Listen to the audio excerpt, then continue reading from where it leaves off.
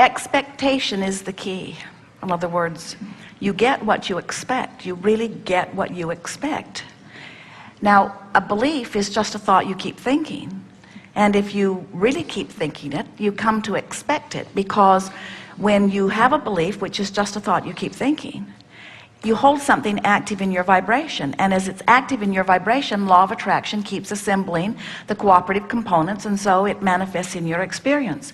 And once you have some manifestation of it or some evidence of it, then you begin to expect it, which means now you have this belief that just holds things right where they are.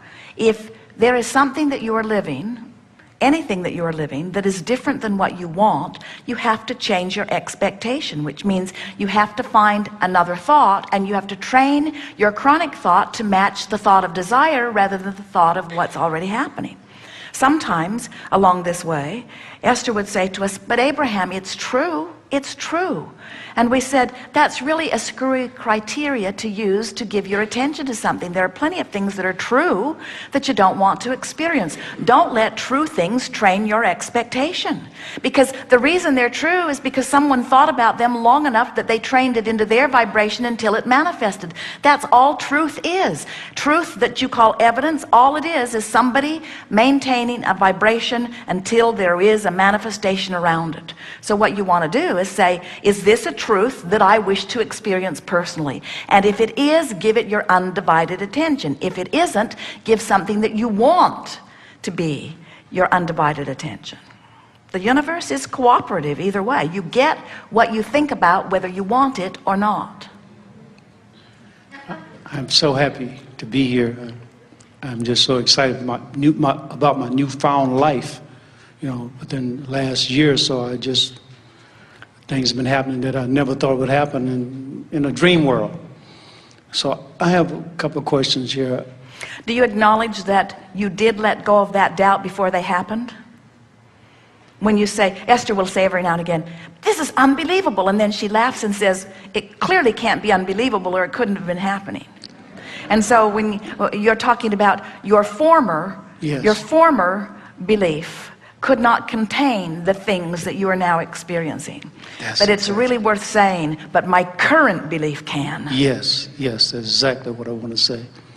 I want to say that I tested, I wouldn't say test, but I tried a lot of different things. But the little things that I ask for, that I want, it happens all the time.